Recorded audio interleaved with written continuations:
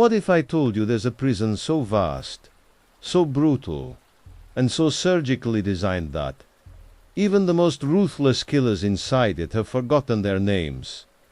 A prison with no nights, number days, no clocks, no mercy, just concrete fluorescent light and the unbroken sound of breathing. This isn't a place for punishment. It's a place for erasure.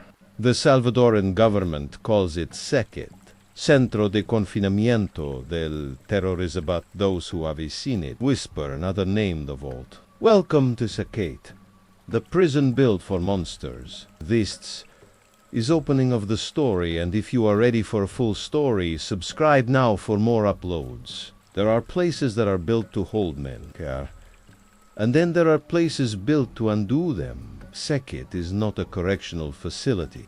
It is an experiment in total control, and it began with a silence so large you could feel it pressing against your teeth. The world watched with awe when President Nayib Bukele announced it. The largest prison in the Americas, built for the worst of the worst. A vault where gangs will vanish forever. What he didn't show was what happened in the first hours. February 24th, 2023, 700 inmates were woken from their sleep. No warning, no hearing, no sentence. Just orders: stand up, strip, kneel. They were shackled at their wrists and ankles. Then, again, at the waist. Chings linked them in groups of 5. If one man stumbled there, others fell. Guards in black riot armor screamed in code. Eyes down. No talking. If you move, you die. It wasn't just a transfer. It was a parade of power. 700 bodies, half naked and branded by old tattoos, marched toward armored trucks. Above them, drones buzzed, capturing footage for the world. It looked like order, but beneath the surface, every prisoner knew this is not transportation. This is disappearance. Arrival at CECOT 5:11 a.m. when the gates opened. They didn't creak.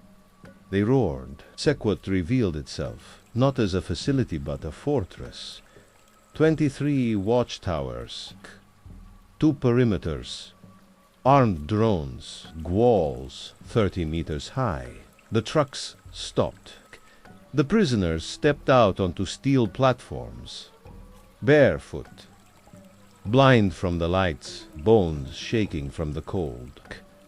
And above them, a voice over loudspeakers, calm and merciless. You are no longer members of anything.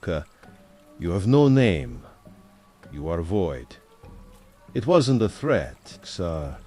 It was a ritual. First came the visual cleansing.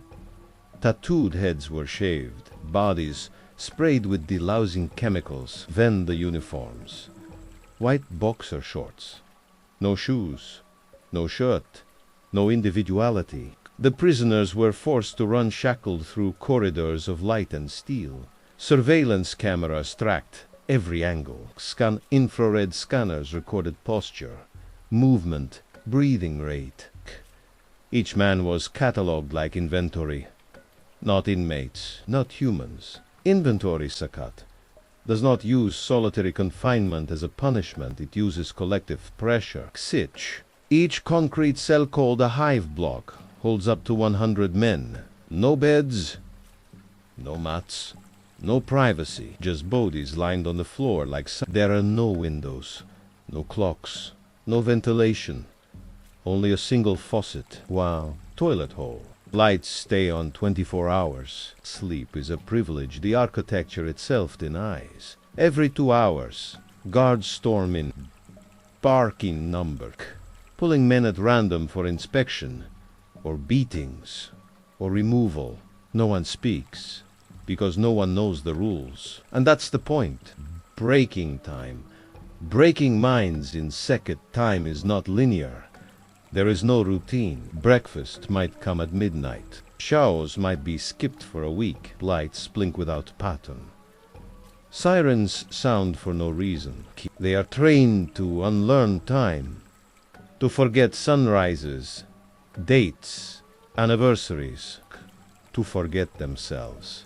One former gang leader reportedly broke down after 72 hours, not from torture, but from not knowing whether it was day or night.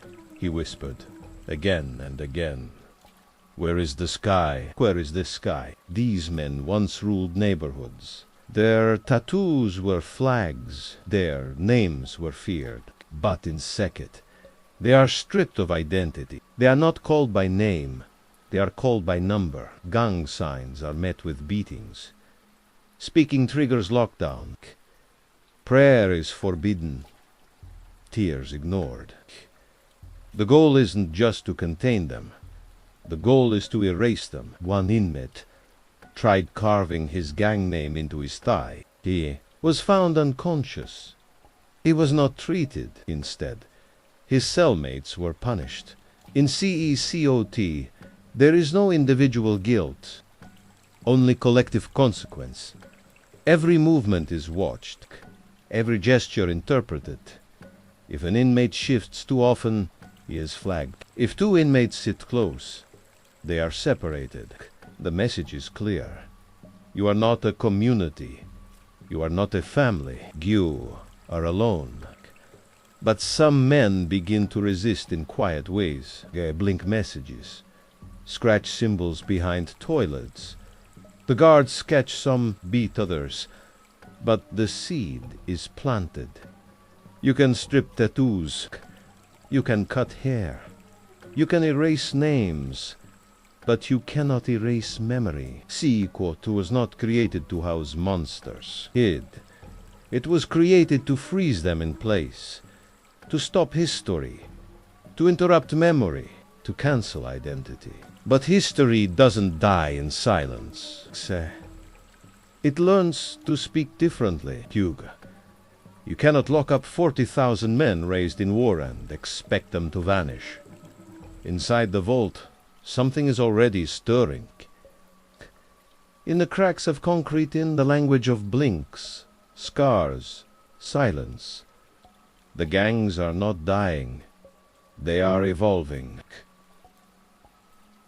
The story doesn't end here. If you're ready for the full story, let me know in the comments.